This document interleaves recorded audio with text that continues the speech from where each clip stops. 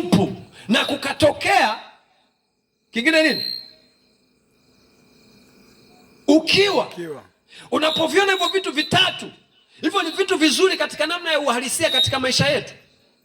Unapozungumza ukiwa, maana yake ni hali ya kutokuwa na matumaini, ni hali ya kutokuwa na companionship, kutokuwa na mahali pa kupata faraja, kuwa peke yako, kuachwa mkiwa. Ni kama vile mtu ambaye ameondokewa na mume wake anayempenda, ameondokewa na watoto wake, amebaki peke yake, hana mahali popote tena pa kwenda kujiliwaza, hana kitu chochote anachokitumainia. Hiyo ndio tunaita nini? Ukiwa. Nimebaki mkiwa, ulimwengu ukabaki mkiwa. Alafu Biblia inasema kukawa kuna hali ya utupu. Utupu ni maana yake, unaweza ukawa una maana mbili. Utupu ni hali ya kutokufunikwa, kutokuwa na kifuniko, kutokuwa na mavazi, hali ya kuwa utupu kama ulivyozaliwa.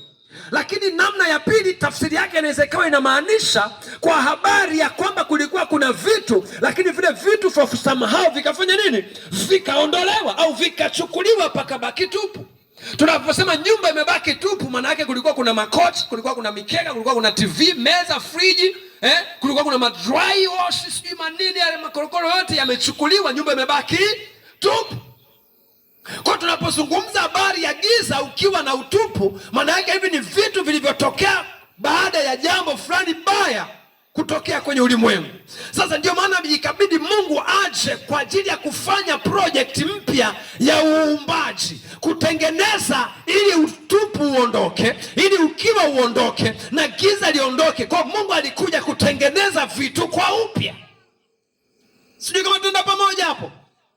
Kwa hiyo maisha yetu sisi kama wanadamu mara nyingi huwa yanafananishwa na kitabu cha Mwanzo sura ya 1 na mstari wa 1. Wanadamu wengi wapo kama vile dunia ilivyokuaga kabla hakuja kuwepo kitu chochote kilichoumbwa. Wanadamu wengi kuwatazama nyuso zao ni wakiwa. Mtu anaweza akawa na gari lakini ni mkiwa.